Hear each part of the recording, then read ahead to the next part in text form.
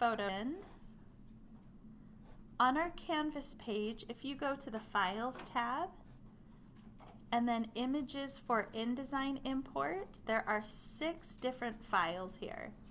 If you guys could grab those too. We'll be working with those this evening.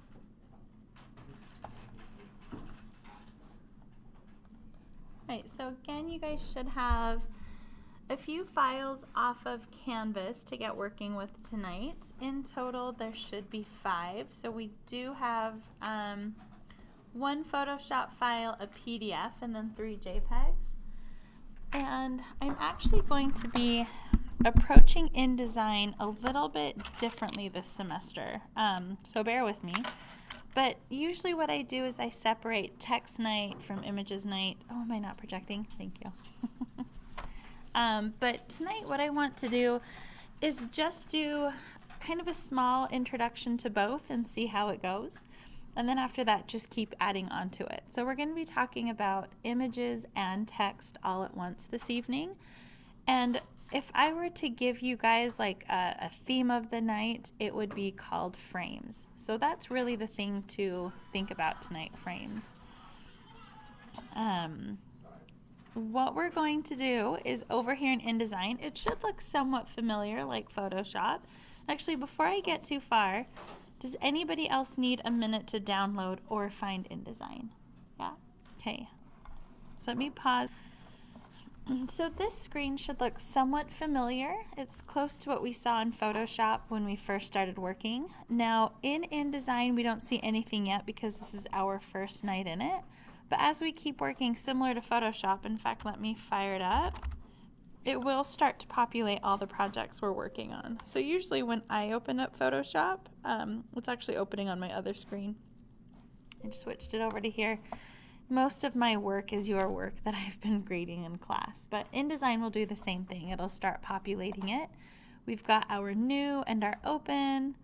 Similar here, we've got new and open. If we go, we don't have anything to open yet, but if we go to create new, again, I hope this is familiar, but in our create new panel, if this goes to your other screen, let me know and I'll reset one more time. But this screen should pop up, and again, it should really look and act just like Photoshop did. You can see recents here. I have one, you may not have one. We've got saved. We've also got stuff that you can print, web, and mobile. Now, let me ask you this real quick. When you guys go to the print, do you guys see templates listed here? Like what I see? Okay, good. In the other class, I guess they couldn't get to these. So these are nice. Again, we aren't graphic designers, but we're learning how to use graphic design tools to help us in architecture. So if you ever see some of these layouts that you like and you want to use them as a base, go ahead and use them. We might even formally kind of go through some of these in one of our classes, but we will for the most part be starting our work from scratch, but these are here for you. In our class to begin with, most everything we'll be doing will be for print, and we'll actually convert our print work for the web. But in InDesign now too, people do use InDesign to create web content, whether it be graphics or an entire layout, but all of the Adobe platforms are working with print, web, and mobile. Before it was like InDesign just did print, and then Photoshop and Illustrator would do more of the web and mobile, but now they're all really capable of it.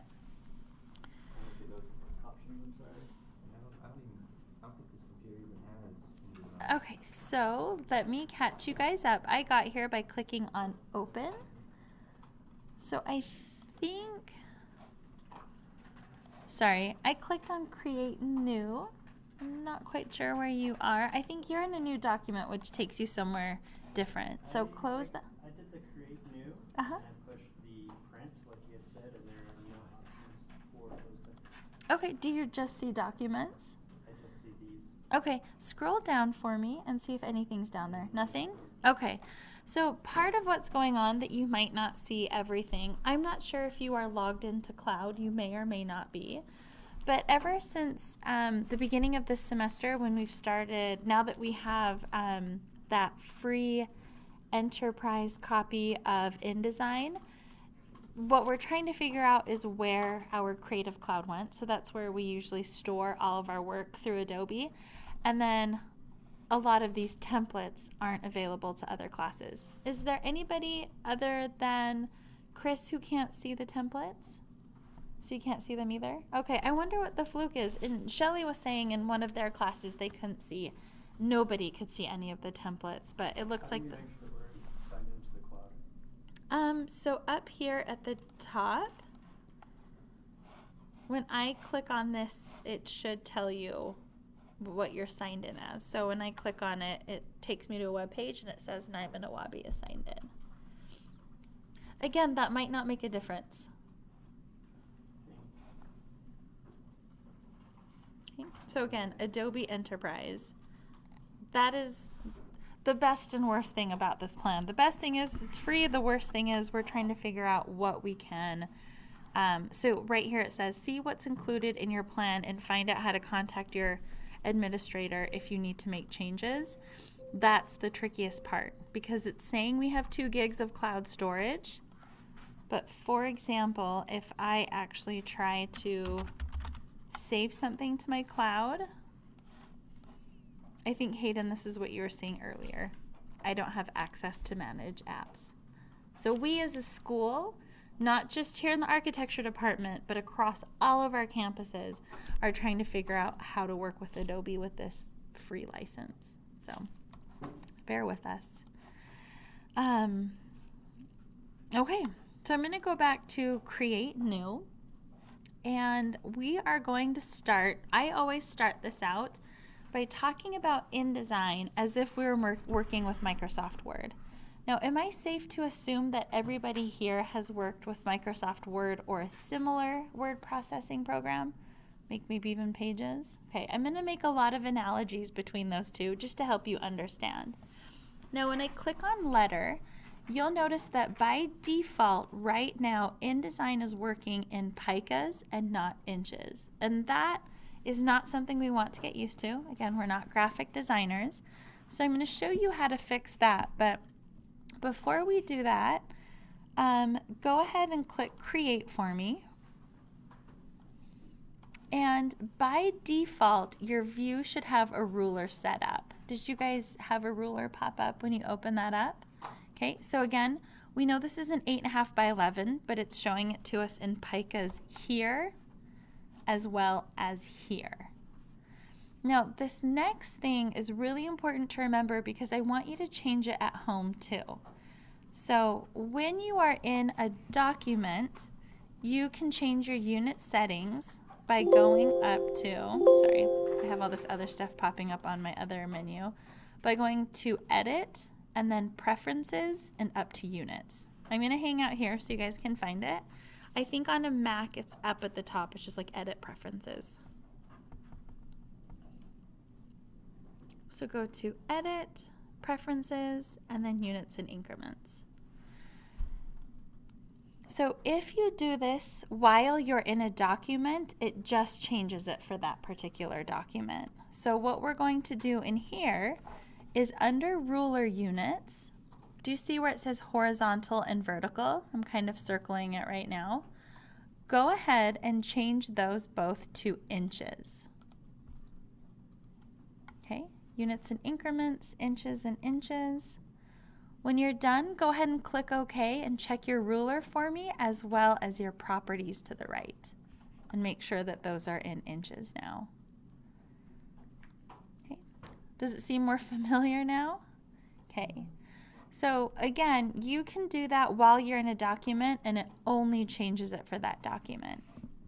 However, let's close out of this page right here. So hit the X and then you don't have to save it. So we're back to essentially a blank screen. If you change your preferences now, it changes the program default. So instead of just doing it per document over and over again, go ahead and change it here in this screen. And then from now on, whenever you open a document, it will be in inches.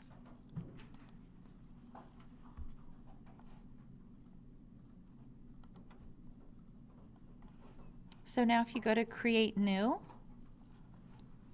now if you go to the Print menu, you will see units that you should be familiar with. So I've got 8.5 by 14, 8.5 by 11, tabloid is 11 by 17. Okay, and for now, what I'm going to do, I'm not going to change or explain any of this. I'm just going to click on Create and then start talking about some of those document settings. Okay, so just a quick recap. If you wanted, or when you go to change your system preferences at home, should you do it while you're in a document or when you're out of a document? Yep, good. So if you do it while you're in the document, it only does it for that one. But if you have it closed, it does a system default for you. Okay. So now I am again going to make that analogy between InDesign and a Microsoft Word program. When you work with Creative Cloud, the reason why they've turned it into a cloud is because all of these products are complementary to each other. So we just spent the majority of our semester learning how to use Photoshop to edit and manipulate graphics. And now what we're going to do is learn how to lay them out in a print form, and it could be a poster similar to what's on our wall over there, or it could be for a portfolio, and you could even do web publishing. So let Photoshop handle all of the graphics and images, and then let InDesign take care of the layout for you. And that does include some graphics, like maybe some frames around images, but most of like the text and the layout should be done in InDesign. So we're going to kind of bring those two worlds together. Now, typically in any sort of program, especially if you were in a program where you're doing word processing, at this point we could start typing and the letters would appear on the screen, right? That's not how InDesign works. InDesign, what it's showing us is essentially our layout.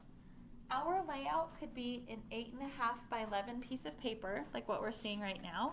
It could be a 24 by 36 poster board. It could be a single page, or it could be 500 pages, right? So we're not necessarily limited to the size or number of pages that we're working with. If you guys click over here on this Pages menu, this lets you know how many pages you have right now. So Pages turns into what, they're not layers, but just as much as we relied on layers when we were in Photoshop, we're going to rely on Pages when we're in InDesign. That's mostly, this is the main menu that we'll be in while we're in here. So while you are looking at a page, the way that InDesign typically works, and it doesn't always have to be this way, let me grab a portfolio, is it works in a book layout. So I'm not quite sure how old these are, but when you look at a book or a portfolio, when you open it up, so this is the first page, right? And actually I'm going to say this is the first page. So if this is the first page, when you open it up, there's typically a back-to-back page and then a next page, right? This is a bad example because I think it's single-sided. There you go. Here's some double-sided stuff. So now you can see that the front of this is the back of this, and it connects to that. So one of the best things about InDesign is it lets you see this book layout. So when you're looking at a single sheet like that, that's a page. But when you look at two pages together, like this, similar to how I just had it opened, this is referred to as a spread. So in this class, you'll hear me say page and spread. It means the same thing. I just kind of toggle back and forth between the two. But if you wanted to know where it's coming from, that's where it's coming from. Now, within these pages and spreads, basically the core of InDesign is something called frames. And that's where everything happens. And in InDesign, we have text frames, and then we also have image frames. Now, as I mentioned before, I'm going a little bit, not even backwards, I'm just mixing it up this semester. Typically, the first night we just talk about text frames, and then the next night we talk about image frames. Tonight we're going to talk about both of them at once, and we'll see how it goes. But I think it'll be a lot more intuitive if we just talk about both of them at once. So in order for anything to happen in InDesign, you have to know how to create a frame and how to work with it, and then know how to control the screen settings as well. Because by default, InDesign has a print preview screen. So right now, what we're looking at isn't a print preview, it's something called work mode. And that lets you see basically all of our working documents and also working images. There are many things that don't print, including what we see on the screen right now. So what we see on the screen right now, everybody see those pink or purple lines? If you're colorblind, you see lines on the screen, right? But those lines are a graphic margin. So they don't print, and you also can type or put anything beyond those. But it's, again, it's just a graphic margin. So you can set a margin, and it's just graphically there to warn you. In Microsoft Word, it actually takes everything and squishes it in, right? Or it pulls it back out. Not here, it's just a graphic margin. Go ahead and, so in Photoshop, what was our default mode? V, right? We were always in V. Same thing here. So V is where we want to be. So take a look at your cursor and take a look at our little graphic shortcut over here. So V or escape gets you here. And while you're in V, I want you guys to hit W and kind of take a look at what happens to your screen. Kind of toggle back and forth. Do you guys see like the purple and pink lines go away and then they reappear? So when you hit W, you are toggling back and forth between what's called work mode. Okay, so I'm going to say work mode versus print preview.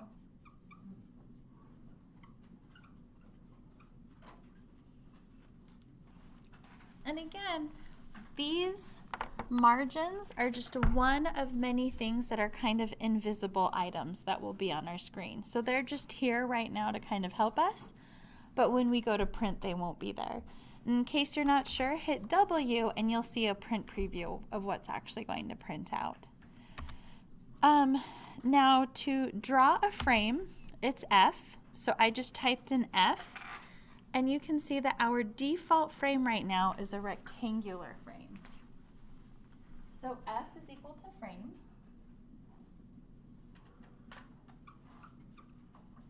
And I'm really going to try to pull some of your Photoshop knowledge.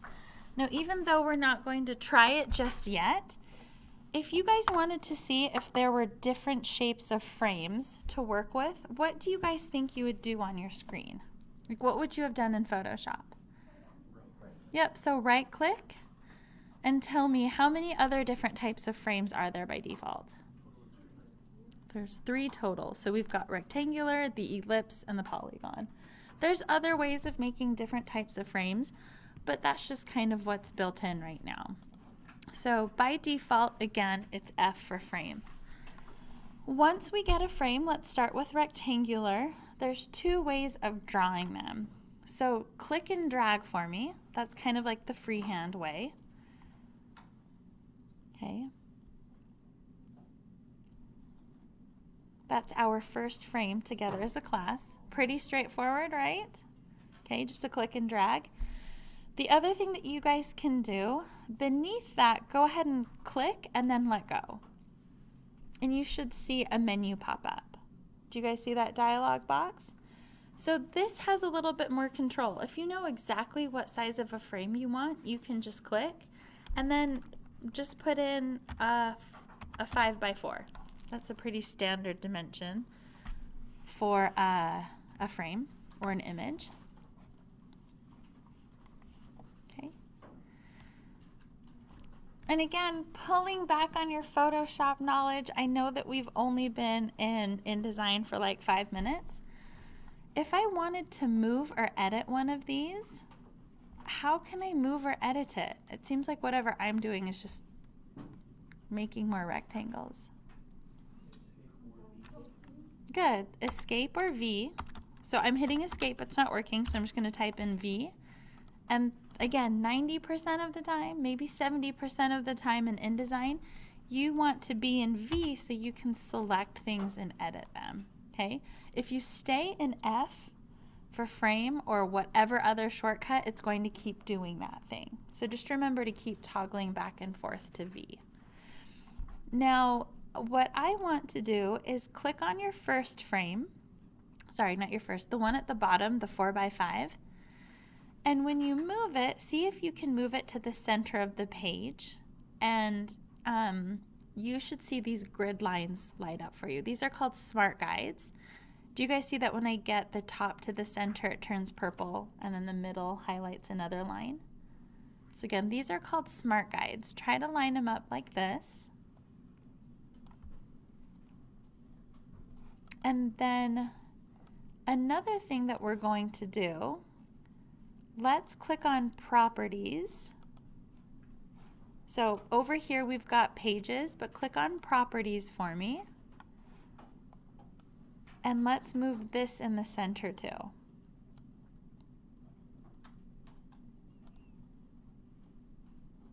Now also using your properties menu, do you guys see where you can edit this to also be a 5x4? I'm going to give you guys a sec to do that.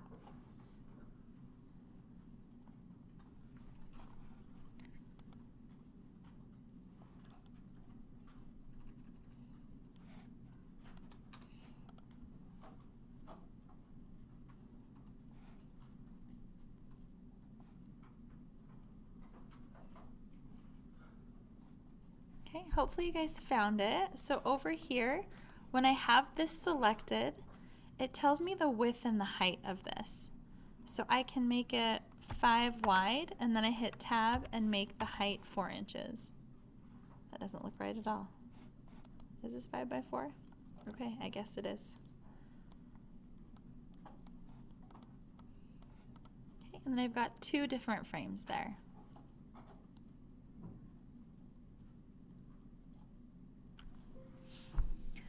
Now, one other thing I want to show you guys, I'm a little bit hesitant to show you only because I don't know how long it's going to be here, but only about maybe 4 or 6 months ago, InDesign and Photoshop changed their interface.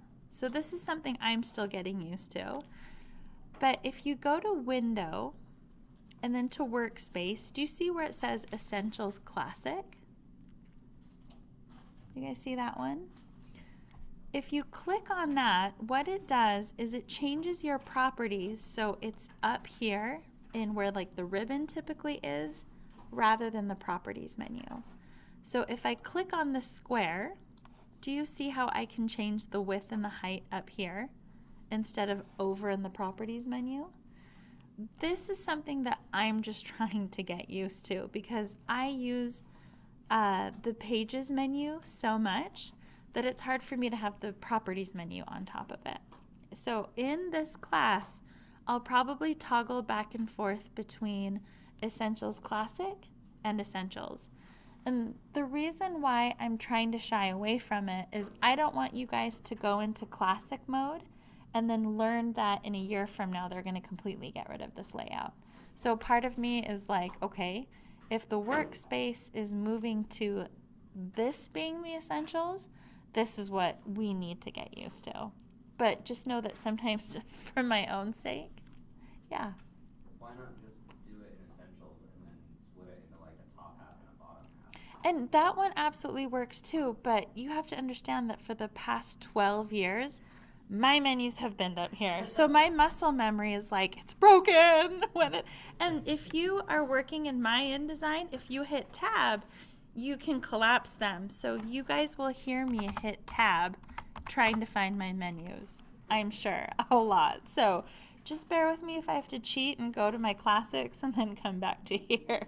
So I'm gonna get used to this.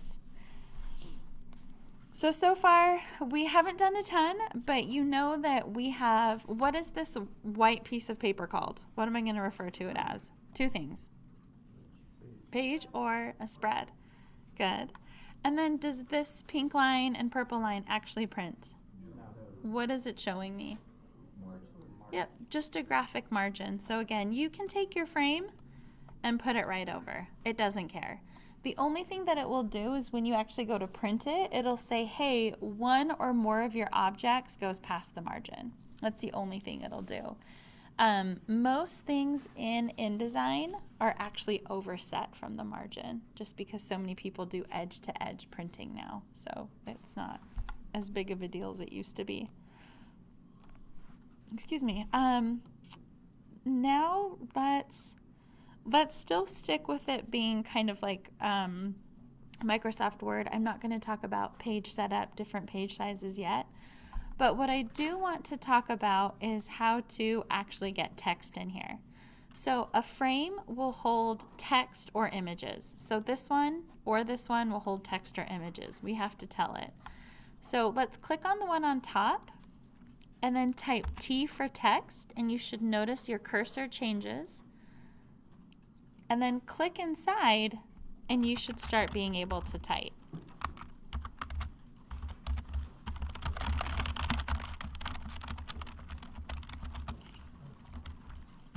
So again, T and then click into the box and you should be able to starting to type. The other thing to notice, do you see how your properties menu changes depending on what you're working on? So before it was properties based on our frame, and now it's properties based on our text inside of the frame. So here we can find, this is stuff that will be familiar, so our character or our font, the font size, all these different things here. And then even the paragraph style should be familiar to you guys too. So everything that's familiar, I would say lives like right here. Do this for me. Why don't you guys write your name and contact info centered at the top? Find a text or a font that you like.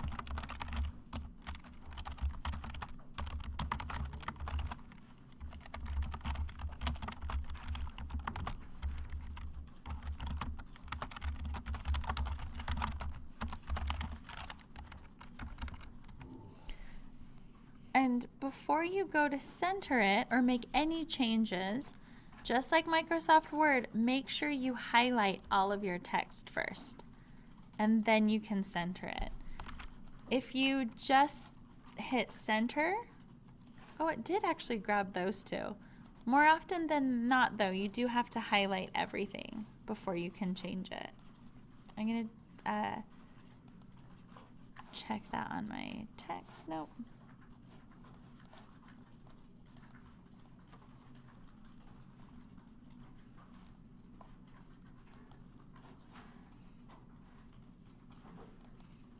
So yeah, change the text and the size for me.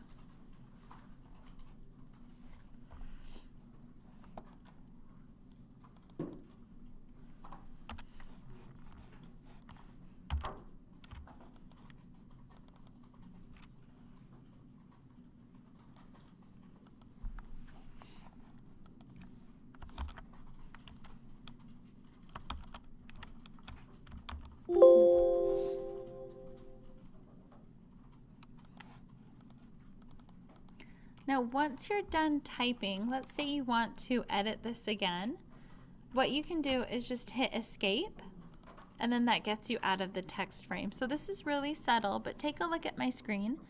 Right now, you can tell I'm in edit text mode. Do you guys see my cursor kind of pulsing, waiting for me to type? But when I hit escape, do you guys see that the cursor pulsing is gone and now the frame is selected again? So really subtle, but not as subtle as Photoshop was. Hayden, did you have your hand up? Is there like a back button, like the history button? There's not. There's just the Control Z here. So under Edit, you can go to like Undo, but there's not a history tool. You can just keep, I don't know how far back it goes, but you can do Control Z several times. Okay. So that's how you guys can hop in and out of your text frames just by hitting escape. one thing that always takes students a minute to get used to. Let me find where the button is. I will find you. Hang on one sec.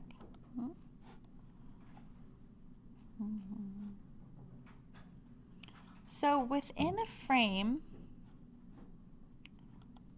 not paragraph, nope. Let me close this up.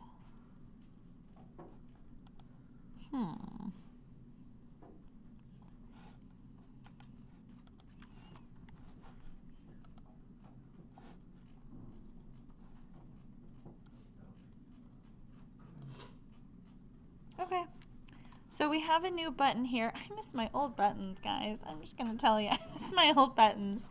But if you click on the frame, do you guys see where you can click down here at the bottom? There's a sub menu called text frame, and then there's an options button. Click on that for me. If you would be, and you just hit the frame, you just touch the frame. Yeah, so make sure the frame is selected, because I think, yeah, if the frame's not selected, that menu won't pop up. But click on options. And what I wanted to show you guys, down here at the bottom, do you see where it talks about vertical justification? So this is actually going to go over how the text is aligned inside that frame. So also click on preview for me. And then what you can do is see what happens to your text as you move it around. So top is where it always is by default. You can also center it. You can send it to the bottom, or you can justify it, which means it's just going to fill up that entire frame. Now I have an extra space in here, which is why Salt Lake City is not going to the bottom. But if I come in here and delete that extra space, now it's going to go to the bottom. And that the frame justification is something that you may not have thought about or worked with before. But one thing to remember is now that we're starting to work with portfolio and board layouts, it's really important to start looking at the relationship between the text on the board and even the relationship between like title text and body text, just different kinds of text. So it helps to know this justification. So if you want like even spacing between things, sometimes it makes sense to have the object on top, like this one right here, aligned to the bottom so that the object below it, like this one right here, can pop up right next to it, right? So you can really control that spacing rather than just hitting enter a couple times because a lot of things will go in its individual text box. So those are some of the things that we'll look at and start to explore over the next couple of weeks as we work in InDesign and start formatting. Now while we're in here, this is also something I wanted to point out. So you might also be interested in adding color to these. Okay, I'm throwing a lot of stuff at you guys right now.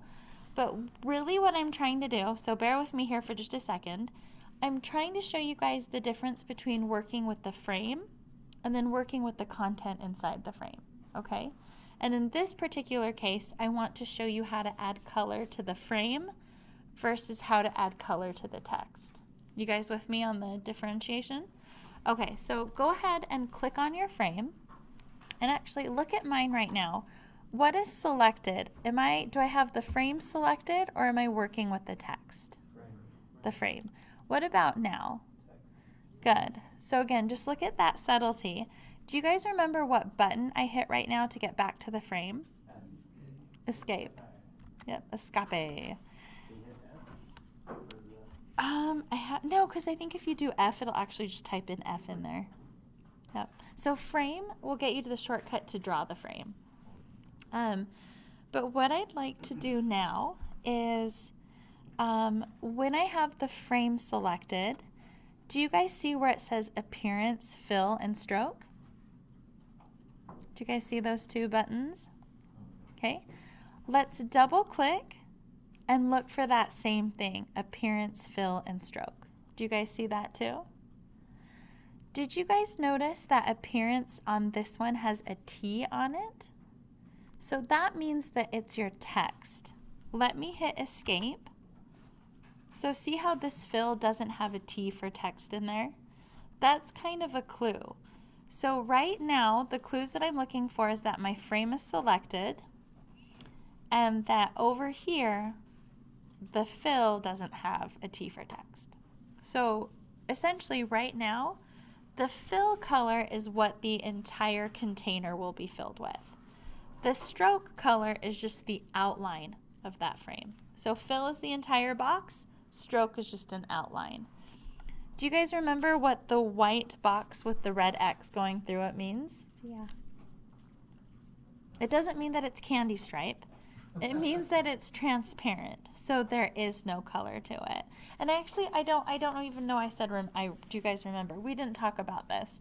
In Photoshop, transparency was shown with the gray and white checkerboard. So transparency in InDesign is shown with that white box with the red slash through it. That means it's transparent.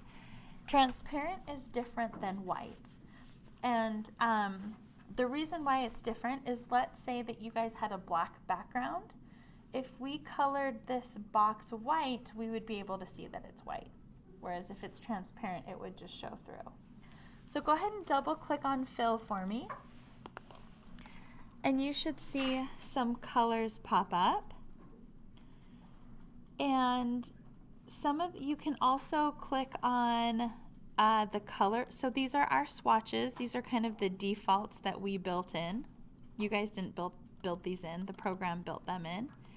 You can click on this color swatch. This will be similar to what we were using in Photoshop. Or you can even do some sort of a gradient. But for now, let's go to color and grab anything in that spectrum, and you should start seeing a preview of what that color looks like. And even right here, this is so nice. So this is a new button. There's some of these buttons I'm getting used to. Do you see where it asks you so nicely what you should apply it to, frame or text? So it's even asking you right there. So while you're in this menu, you can even switch to text and change its color too. And you can reset it from black. I think my menu is being cut off just a tiny bit to where I can't see it, unfortunately. But I want to reset this.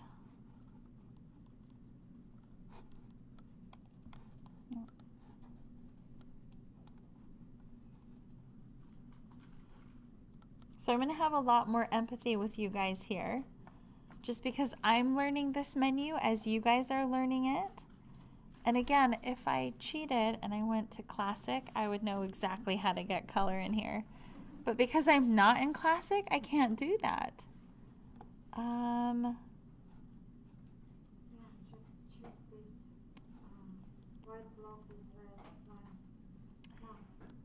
So here on the stroke, it's different. So in this menu right here, do you see how it's like a solid T? I can change the text color, but only with the swatches right now. Do you see how I have like some swatches that I can go between? What I want to do is change my color spectrum so that, let me change this back to my frame. Do you see how when I'm in my frame, it shows me all the colors? Did you figure it out? Tell me how to do it. Teach me. Just click on that white box with the red line. Oh, right here. Yeah, right there. Oh, okay, and that resets it. Thank you for not making me cheat and going back to my classic menu. In your classic menu, there's a completely different pull down. Sorry, was that what you were trying to tell me? I thought you were talking about this one back here. So really, with this new menu, I will be learning right along with you guys on many of the things because it is so different from the setup that I'm used to. But go ahead and change your text color as well as your frame color. Does it matter if we're in CMYK or RGB? Right for now, no, but eventually I'm kind of tossed up because we do want to print out boards, so we want to be in CMYK. But then at the end of the day, I want you to post your PDFs online. So for those, we'll be exporting as RGB. But for now, we should always be in CMYK just because we have a little bit more.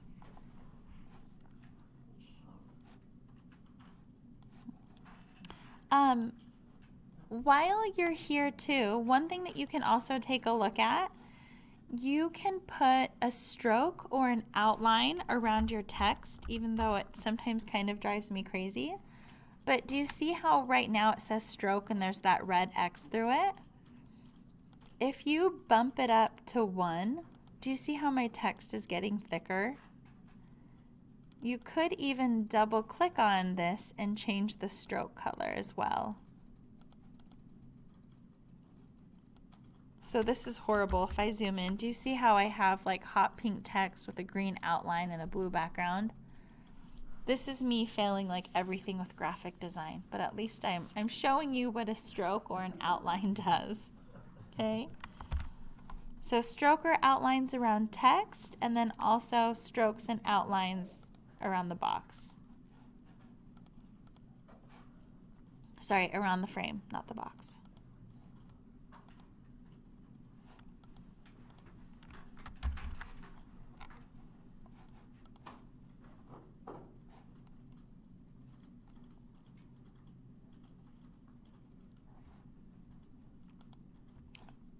I'm going to go ahead and center everything again.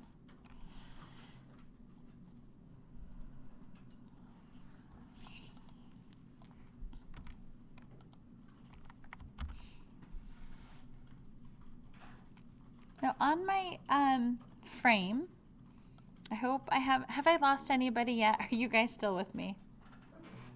Okay. So on my frame right here, since I added a stroke around it, one thing you can also do is pull down and add different types of strokes as well. So it's not just a solid stroke, but you can do different lines and different dashes. And there should also be, so again, another button that I'm missing. So Mickey, I'm depending on you to find it.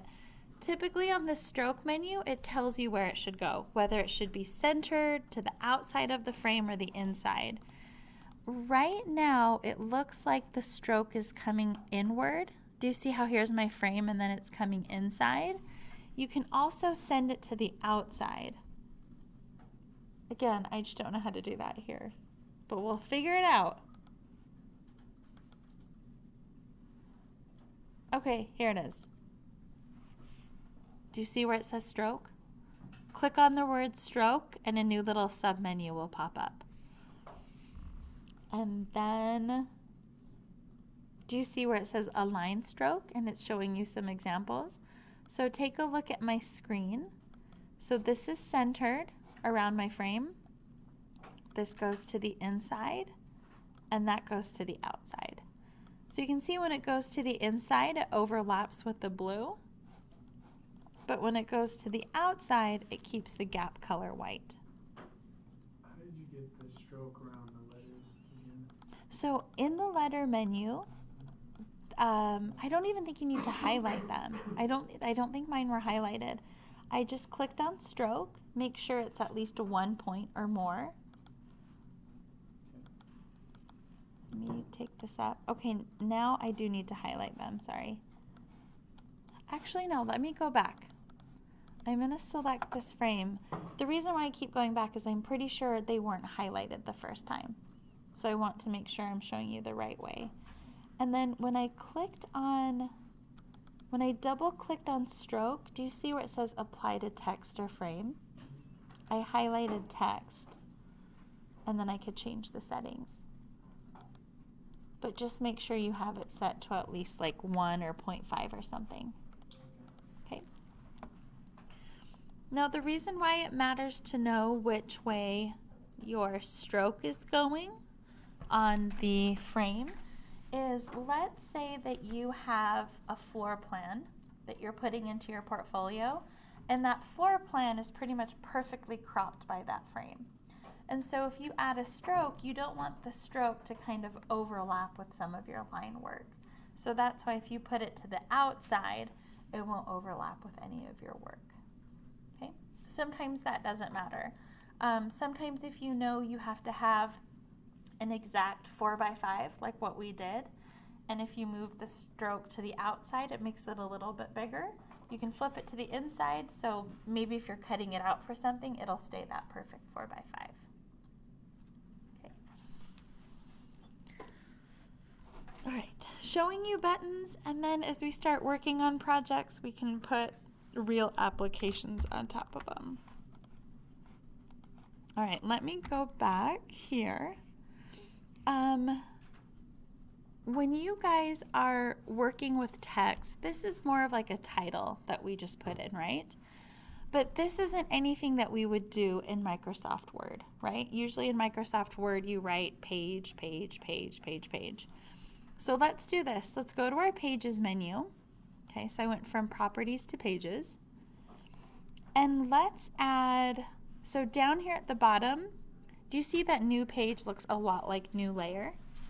Okay, let's add 4 more pages, so we have 5 pages total. And again, similar to the layer menu, you could also right-click and do, there should be insert pages. That's the same as adding pages too. So if you didn't want to click this 4 times, you could have right-clicked and done insert pages and tell it how many pages, after exactly how many, like what page, you could do that as well. Typically at the start of the document, I just do create new page. But let's say I've created a 10-page document and in the middle of it I need to add 2 more. That's when I would do the insert pages, because then I could say insert 3 pages after page, 2, 3, 4, whatever it might be. It just gives you a little bit more control. But both of those work. So now what we're going to do is we're going to do a couple more text frames here. But let's do it this way. Go ahead and type in T for me instead of F for frame. And when you're in T, you can also click and drag and draw an automatic text frame too. I just use the shortcut F just because it's convenient. And I'd like you to do something like this, where you have one main frame on one side of the page, and then maybe 2 more random frames on the next page. And then in addition to that, go down to the other pages and draw a couple more frames too. So I'm going to zoom out just a little bit. Really the main thing that we're looking for is that one main frame and then scatter the rest of them. And I zoomed out by hitting Control-. And you can still do the Alt roller ball too.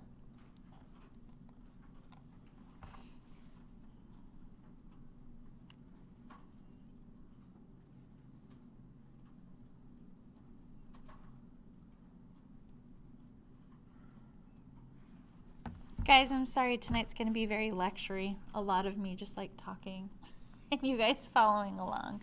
We'll get to play more later. Okay, everybody got their frames in place? Yeah? Okay. Let's meet back. So I'm going to do another Control-0, similar to Photoshop, to get this back into view. And with the frame selected, right-click on it. And do you see where it says fill with placeholder text? So again, click on your frame. Don't double click inside of it to where you can type. Oh, I guess you can do it there too maybe. Does it say fill? Yeah. So either way, it's just a little bit further down the list. So again, with the frame selected, right click, fill with placeholder text kind of up towards the top. Or if you double clicked inside, right click, fill with placeholder text. No, just do it to this one. So if you did these 2, hit Control-Z, so you just have this one. And I'm going to show you why in just one sec. Okay, Let me show you. So click on the frame for me. Oh, so hit escape and then go back to V. Never mind. Got it. Sorry, guys. Thank Cool. you. So one thing about Microsoft Word, again, if we get to the bottom of a page, we type and it goes to the next one. Now here, come and put your cursor, so double click inside so you're at the bottom, and just start randomly typing and see if this, tell me graphically what happens on your screen. It's really subtle. You may not have even noticed it yet. Do you guys see this red plus sign come up? If you didn't notice it, you could even hit Control Z. I have to go back way too much. But essentially, if your text doesn't fit your frame, you get this red plus sign. It just means that it doesn't fit there anymore. Quick check-in with the crowd. Does everybody have a page full of text with the red plus sign? Yeah? Good. Not yet? Okay, which part do you still need to do?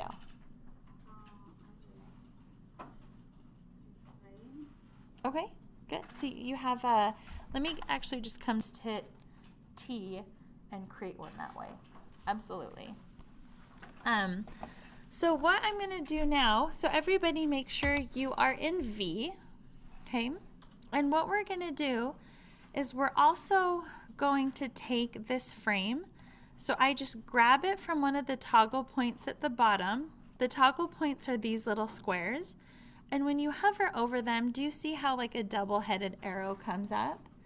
Just grab it and shrink it to about the halfway point, or maybe a little bit less.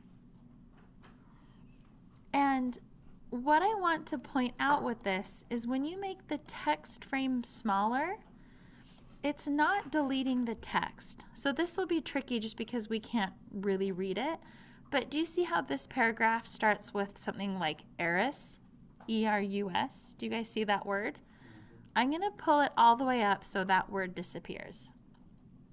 Now, what we're going to do next, once you get some of that text to disappear, so keep pulling up on your text frame, find those toggle points and pull up.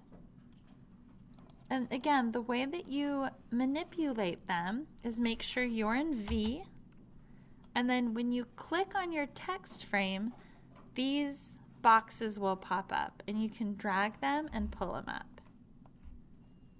So I'm going to go up to here.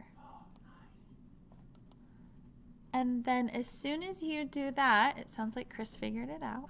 You can transfer the text to the other boxes. Yeah, so, Red box.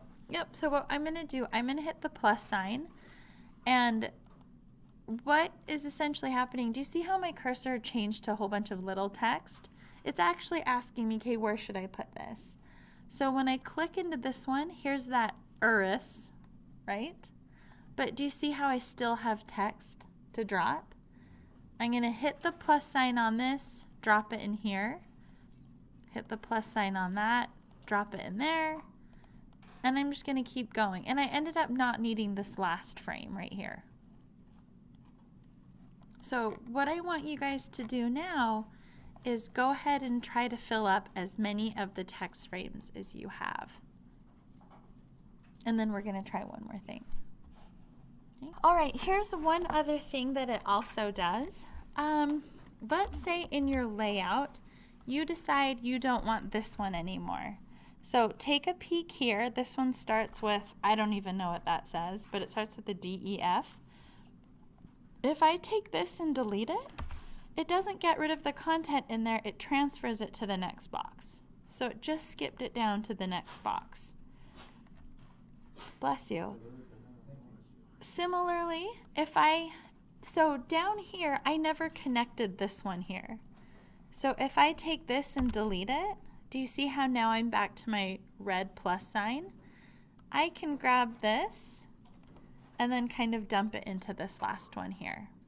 So again, in InDesign, we do page layouts, but it's not Microsoft Word. It does things that Microsoft Word does, but it doesn't want you to think about this like you're going to open it up and just start typing from page to page. It wants you to think about all of the content. So where does this is what's called essentially the body or the paragraph text. And then eventually we'll start talking about like titles and subtitles. So we might get old school. One of the things that I might ask you guys to do, actually I will ask you guys to do this evening, find a print magazine, like one that you can physically hold and open. Dwell Magazine, Architectural Digest, they have them at the library. I'll try to bring some. I know Hayden's like, what? I just don't know. But we want to start studying those things because, again, we're not graphic designers. We don't have time to figure out how to be a graphic designer. But what we do have time for is to look at layouts that work and critically look at them and figure out what we can learn from them. You know, what is it about the spacing? What is it about the font? And start replicating that in our own projects to help make them look more professional too. Okay, are you guys okay if I keep going, or do you want to take a 5? So, Keep going? Okay. All right, we'll keep going. So the next thing I'm going to do, let's leave text for now, all right? What I want to do is teach you guys how to start pulling in graphics. So I showed you guys how to press the button to get 5 more pages. Right-click for me and go to Insert Pages. Insert 5 pages after page 1. Okay, so insert 5 pages after page 1.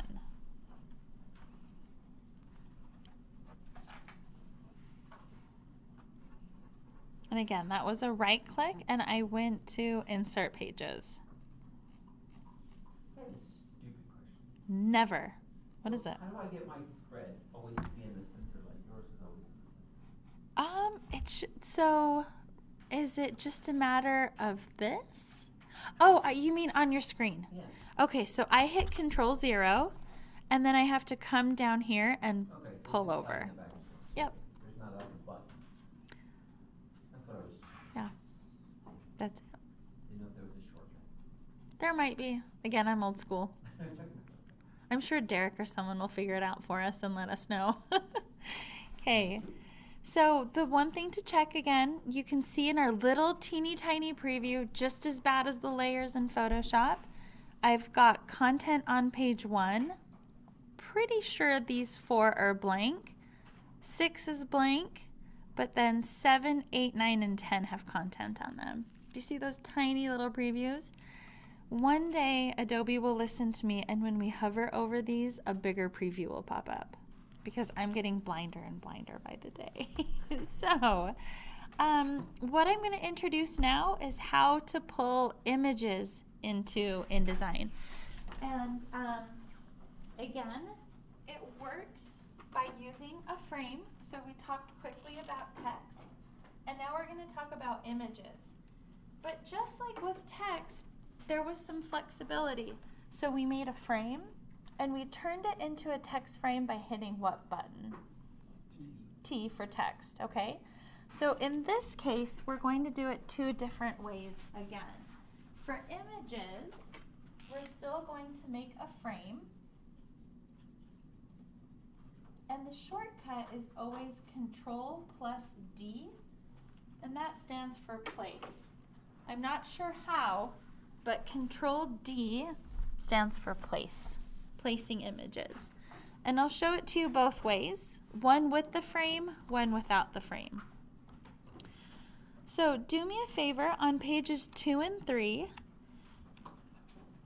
hit F for frame, and make a square 6x6 frame for me and put it right in the center of the page. And you can do it however you'd like.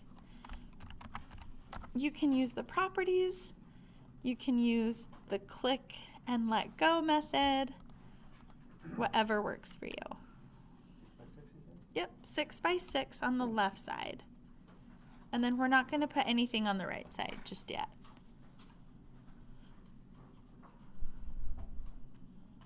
Right click on your pages, you can increase the size of your pages. Say that. So, to zoom in and zoom out, you mean? No, if you're on pages and you click right click, you can go to the bottom, it says panel options.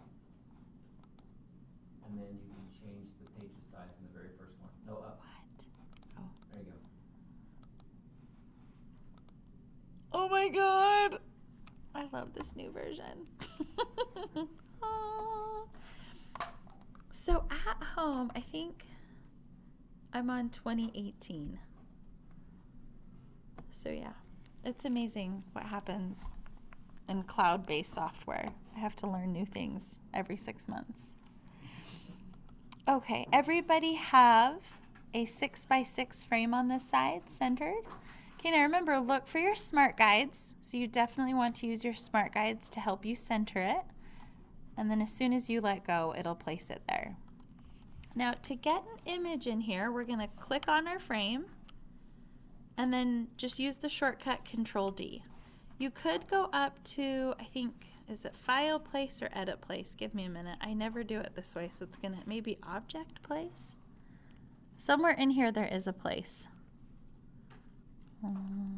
Place, there we go. So File Place. That takes too long. Just click on it and go to Control-D.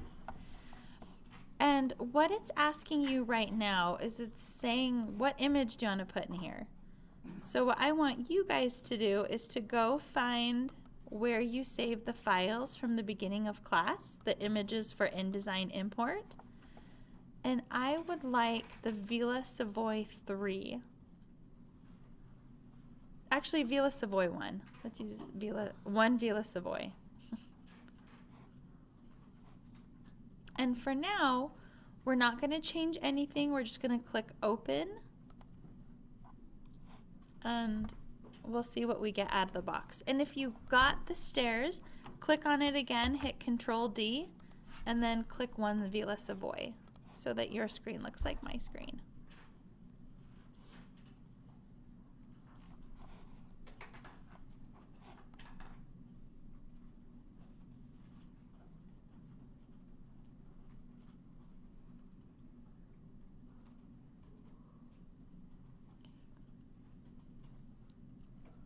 All right, now looking across the room, it looks like most of you guys have it.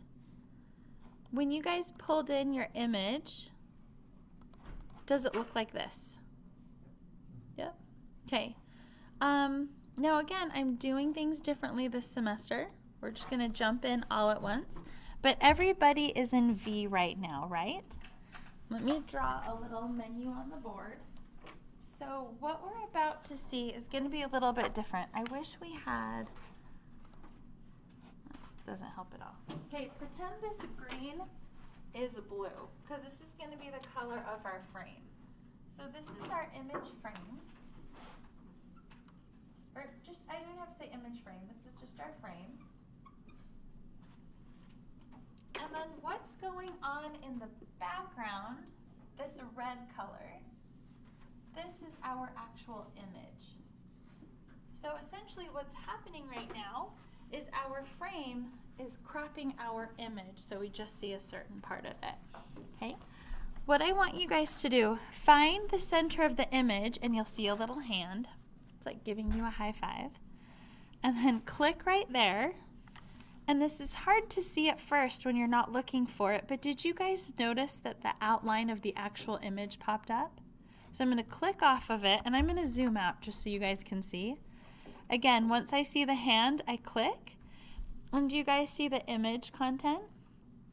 So this is showing me the actual size of the image.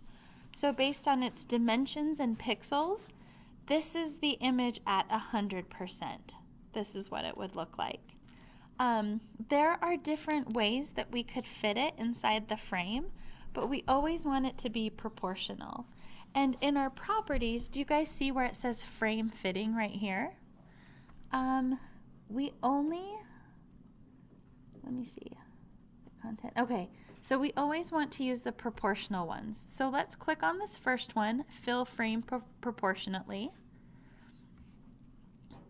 So this one is worried about filling the frame, and it doesn't care that the image is getting cut off. See how the image is getting cut off side to side? Okay, think about this about your own work. If this was a floor plan and there was pertinent information on the left and right side, would this fitting work? Probably not. So let's click on the next one, fit content proportionately. Now our whole floor plan fits. But what happened to our frame? Change dimension. So our frame's still the same dimension, but see how we have this extra stuff on top and bottom? So now we've got kind of some stuff hanging out. Well, let's keep going and I'll show you guys how to kind of work through this. The other thing that you shouldn't do, fit content to frame. I don't want you guys to ever change the proportions of stuff. Even if you're trying to make me skinnier and feel better. Don't do it, okay? Everything should be proportional in here. I wish that these buttons would die. Sometimes these don't matter if you guys are using patterns. Like if you guys had like a concrete pattern or even a tile pattern that didn't matter. But I almost guarantee that everything you guys do that has to do with design or architecture needs to have proportion to it. So I hope these would die. Let's go back to fit content proportionately. Now, one thing you guys can also do while you're in here, let's say that we just wanted to focus on everything on this side of the image. See how we kind of see the green underbelly of the building here? What you can do is grab a corner and pull. Hold the shift key. This is different than Photoshop. See how right now I am definitely not proportionate? If I hold the shift key, it'll make it so it's proportionate. And I've already messed it up. So what I need to do is, let me hit Control Z. Sorry, I'm a very bad example.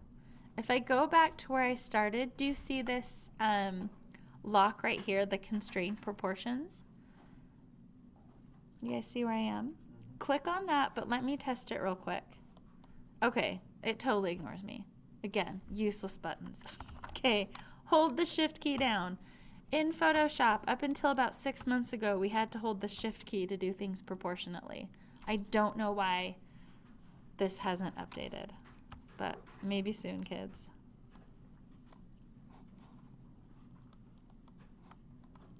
Okay, so see how you guys can kind of control what you're looking at here? Now, hit that dot, dot, dot for me underneath the transformation. I'll show you one more time. So see where it says the width and height of it, Hayden? Do you see the 3 dots? Yep. Click on that. I wish this was always up. Maybe there is a way to keep it up. When I click off, does it stay on? Okay, good. Keep this on. The reason why is, do you see how I've taken my image and now it's 112% of its original size? Do you guys know why that's a bad thing to go 112? When you print it out, it'll get pixelated. It gets pixelated. So sometimes you can go up to like 105 and it's okay. But once you get to 112, let me just warn you, I know this is weird. What we see on the screen right now is not a print preview. Even if we hit W, still not a print preview. So it could be pixelated, maybe not this bad. I'll go over that in just a minute. But just make sure your proportions, I'm going to change this to 100. And because I had my lock on, it made it 100 by 100. And see how it still kind of looks terrible? I'll tell you guys how to change that here in just a minute.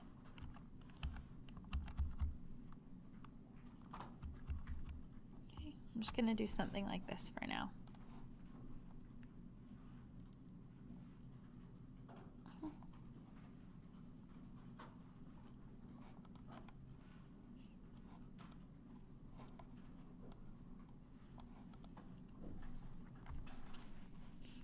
Okay, remember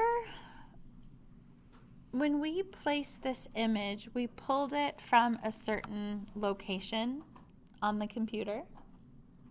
Remember how we did that? InDesign will always be pulling from that location. So unlike Microsoft Word, PowerPoint, a lot of these programs, when you place an image, it's not actually taking I don't know how to, it's not physical, but it's not actually taking the digital file and placing it in the program.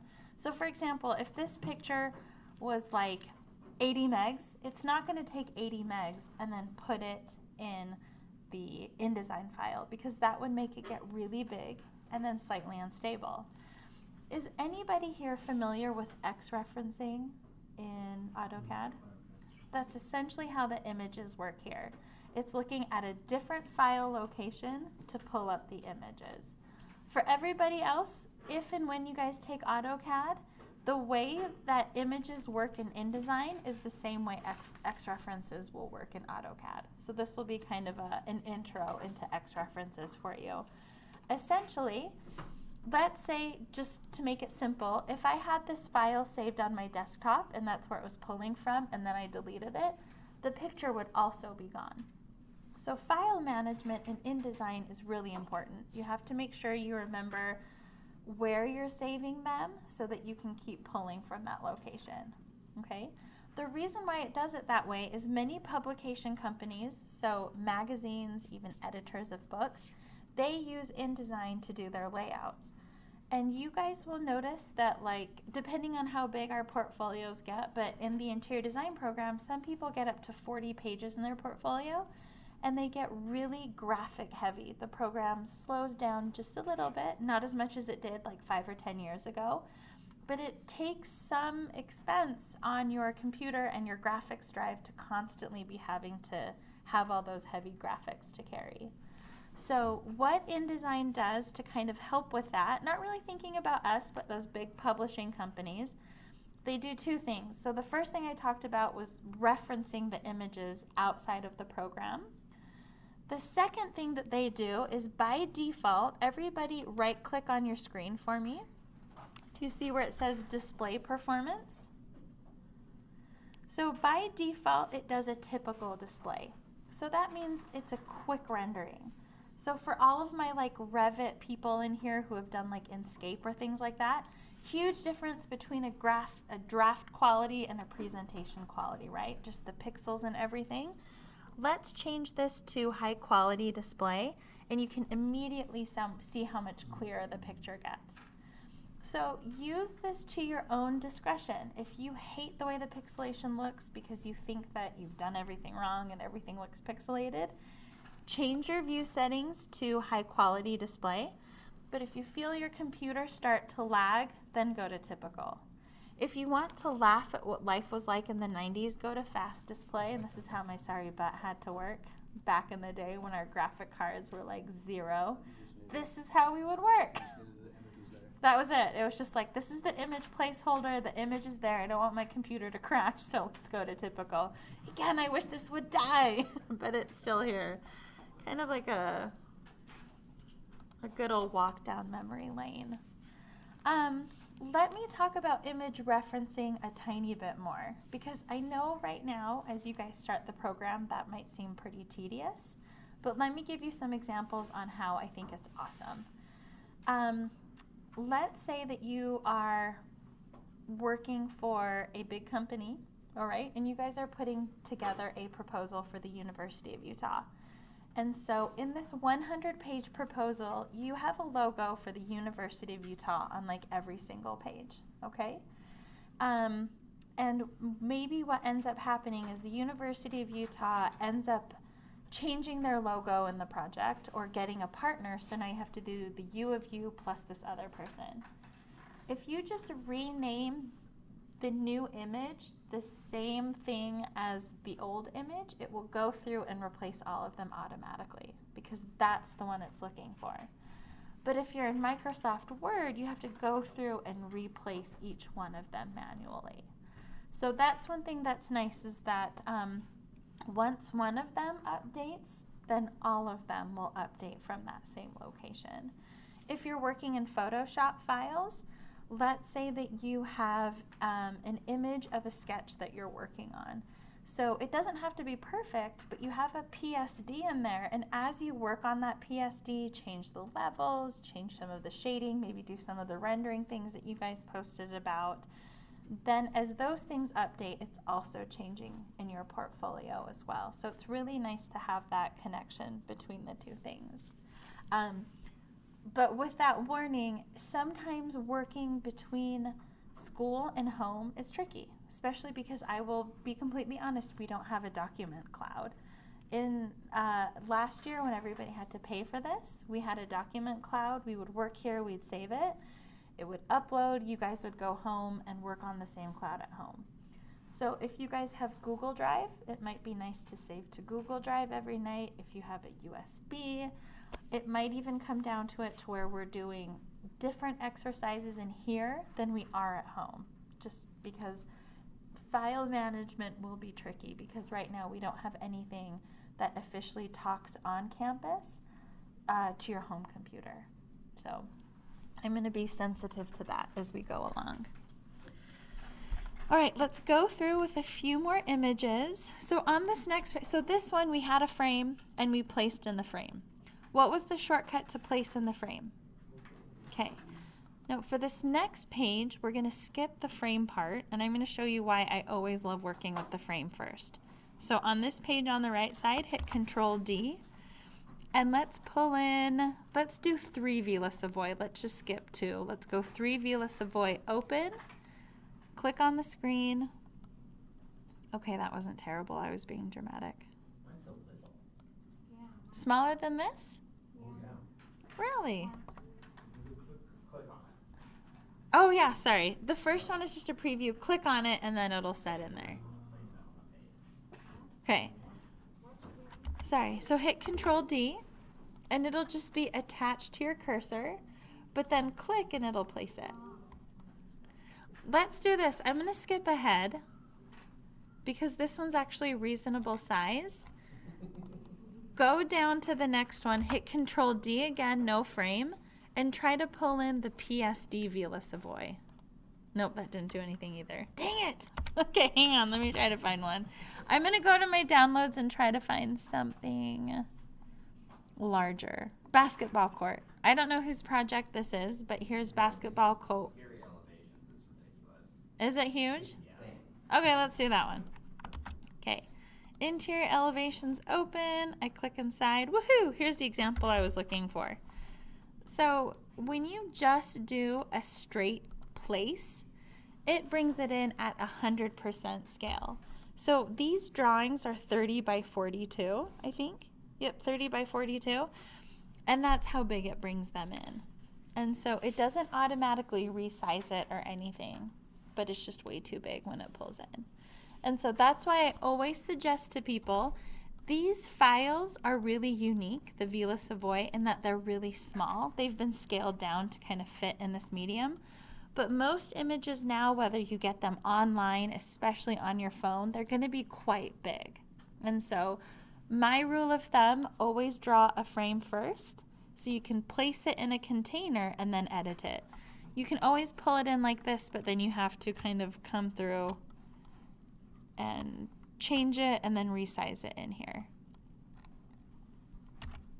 So I personally think it's better to create a frame first. Got it? Okay.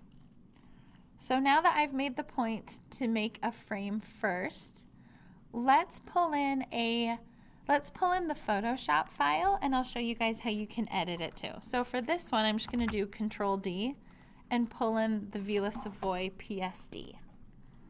And you'll know it's the right one because it should say SLCC right on it.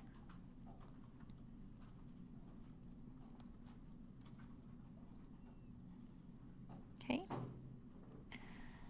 And go ahead and do it on a 2-page spread like this, or you can pull it right next to it. It doesn't matter. But what I'm going to do next is show you guys how you can control some of the visibility in inDESIGN, and then how you can also edit it outside of inDESIGN. So let me go ahead and pause recording again. Now with PSD files, pretty much any files, you can turn on show import options. What it does is when you click open, it adds another step. So in a PSD file, this isn't very exciting, but do you see how I can turn off this layer SLCC and then hit OK, and then it comes in without SLCC?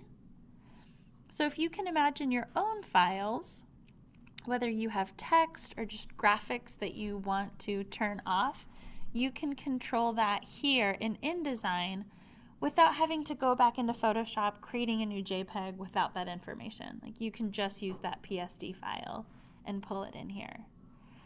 Now, the other thing that you can also do, go ahead and right-click on the image, and I don't know if this will work. Click on Edit Original, and it should automatically open in Photoshop. The reason why I'm saying it doesn't work is sometimes your computer's just dumb, and instead of opening up Photoshop, it asks you like, hey, do you want to open this up in AutoCAD? When that makes no sense. But did everybody get theirs to open up in Photoshop? Okay, mine is saying laters might be updated. I don't want to update them now. That's fine. It just can't find that text. That's what it's saying. That's why it has this exclamation point right here. But are you guys in Photoshop now and you see your layers? Yeah? Not yet? What is it doing, Trey? Anything? Just go back to the original or the one that's right there. Either one. So right click on either one and go to Edit Original. So I right clicked. Is it not showing you that option? Oh, there it goes. Okay, cool. And then when we're in Photoshop, what I want you guys to do, add a new layer and call it junk. And then grab a brush and do whatever you would like. I'm just going to write sub.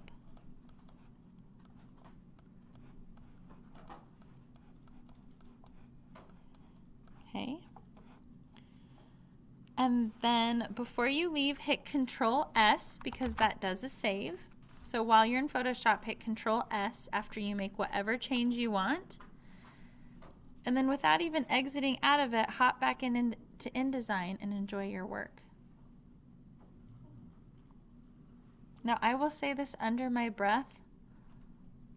I don't know where my menus are, but typically you can come back into InDesign and then turn this new. So if you didn't want to see SUP on this side, but you wanted to see it on the other side, you should be able to go to your object layer options in a simple right click. Now I'm going to say it out loud because I remembered what I'm doing. But right click and go to your object layer options. And now, like on this one, I can turn off junk, but it doesn't affect this one here. So I love the way that the two of them work together, and you can still have control. You need control over them.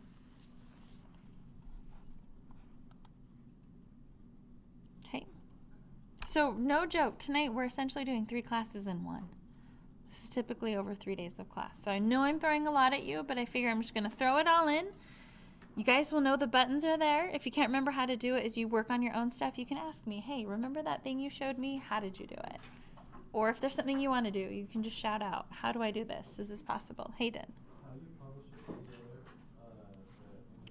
it together? Sure. So in Photoshop, hit Control S and it'll save it.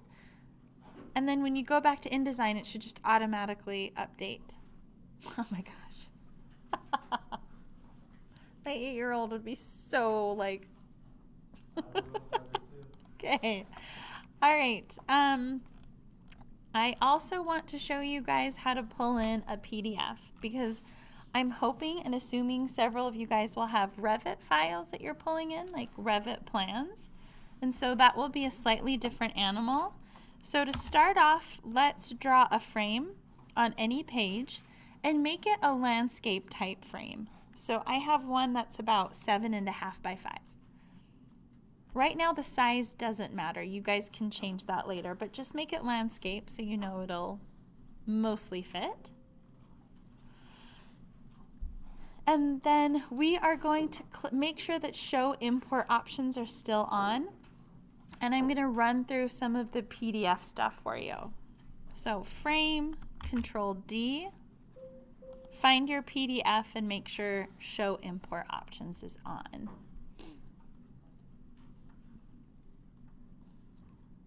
Now, if you don't select Show Import Options, by default, it will only import the first page and the first page only.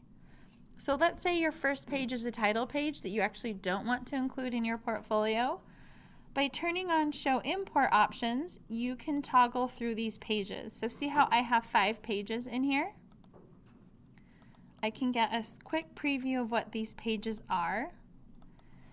And then the other thing that I also want you guys to take a look at, under options, do you see where it says crop to? So this kind of drives me crazy, but crop it to media. Because a lot of times, Photoshop doesn't understand that when we're working with construction documents, we put that frame around, like a blank frame around them on purpose, and then we have the inset of the title block. A lot of times it wants to crop out those blank pixels of our PDFs, so I almost always change it to media, not the visible stuff, so that way your drawings come in exactly as you created them. They won't be to scale anymore just because they're so big that when you're shrinking them down, don't even worry about scale. But crop to media, and then maybe let's do a transparent background on this one, and then pull in another one without a transparent background so you can kind of see the difference. Now, do you guys know how to get this to fit into the frame? See how it's huge? Do you guys remember where to go to get it to fit? Good. Yep. There is also this new button called Auto Fit. Again, this Auto Fit button, it's probably a year old now, but I've only noticed it about 6 months ago. So I will turn it on for the next one. So now when Auto Fit's on, I'm going to draw another frame, and I'm going to pull in another page of my portfolio and see how it does with Auto Fit. So let me turn it on. There is a way to go to your preferences to always keep it on. Again, I don't know it well enough to know if I want to make that kind of a commitment. I want to get to know it a little bit better. But it's on for this one, and I'm going to go to page 5.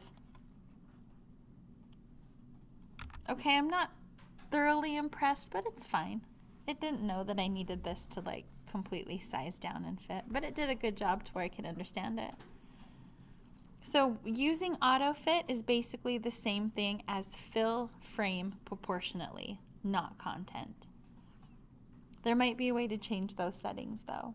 But do you guys agree that seeing something like this is better than seeing a giant preview that you don't understand? Yeah. Okay. Now, one thing I didn't pay attention to because I got distracted with auto fit. No, hand, go away. V. Okay, so when your transparency is on, see how these two stack like this? This could be the effect you're going for. I don't know. But more often than not, I like to turn off the transparent background so that I can get 2 drawing sets on top of each other and still have them read. In my particular portfolios, again, I don't want to put everything on there, but sometimes just to show off, I like to do little thumbnail previews of them stacked like this. And then I'll show like one big one on the side. Okay. So it's up to you. Sometimes maybe you do want a transparent background, but a lot of people, because portfolios are digital, you might not have a white background, it might be black. If you had a black background and you put this on top transparent, you couldn't read it. So just know if you want transparent or not. Okay. All right, so that is InDesign in a nutshell. That's how you throw images in, that's how you get some basic text in. We haven't talked about like formatting or anything like that, but this is kind of our start point of InDesign. So it's not like the rest of the semester will only be InDesign. We'll be using InDesign to start formatting some things. On Wednesday, what we're going to start to do is make a really simple portfolio using this, what's called the spread layout. This is our book layout. And we're just going to make a portfolio for the projects that we've done for this class so far. And we should be able to finish it in class, maybe a little bit outside of class. We will also be doing a graphic poster like what you guys see back here. But instead of it being on an architect, there is a speaker series called Pachakacha that one of our instructors, Shelly, she's on the board of Pachakacha, and she's always looking for free graphic design work from students. So we're going to help her out with that and do a mock-up poster for her. And then another thing that we'll be doing, if you take a look at those boards back there, we'll be learning how to do a large format board layout. If you guys are planning on going on to the U or even UVU, they still have you guys print out your boards, and it is such a pain. They're fun to make, but I would much rather project everything than to print those out. So we will learn how to do a layout for them, and we have traditionally been using someone else's graphics. So this is one of our instructors, Chris Child. You guys have Chris right now. Chris gave us his thesis work, and what we're focusing on for that project is how to do just a board layout, right? And you guys just have to imagine this is the future, you've done your own project, your own renderings, how are you gonna lay it out? And to me, I love seeing how a class with this many people has access to the same limited amount of images and how different each one of them turns out. So that will be one of our projects too. And then in addition to that, so those are 3 so far. So portfolio of stuff for this class, the Pachakacha / architecture poster, large poster board. The last big one will be starting the portfolio that you guys use outside of this class to hopefully get into a university. And that will be a ton of stuff, you know, depending on how you approach it. So you can start importing some of the work that you have. Several of you guys are at the beginning of the program, so you don't have stuff to put in yet. So what I'll have you guys do is bring other stuff to maybe photograph and put in. So I will teach you guys how to use the cameras here, how to use your own phone cameras, lighting, angle, those types of things. So we'll kind of start making a mock portfolio so you guys feel comfortable editing the images so that they look their best, how to prevent them from looking cheesy but still giving enough information. And then the most important thing, I think, is once we get all of this stuff done, how do you print it and how do you share it with people digitally? So are you going to email it to them, and how do we publish it online? That's essentially the rest of the semester in a nutshell. So on Wednesday night, what we're going to do is open up inDESIGN again and take your projects that we did in this class, exercises and assignments, and start showing the progression. Like this was Art Space step 1, 2, 3, and 4. And then this is Vila Savoy step 1, 2, 3, and 4. And then start putting in some of the other stuff. Again, just to help us with layouts and things like that. That's what we'll be working on Wednesday. And then on Wednesday, I'm going to give you guys kind of a to-do list over the weekend, stuff to start bringing in to work on your other portfolio and other projects too. Okay. All right, I'm going to call it a night.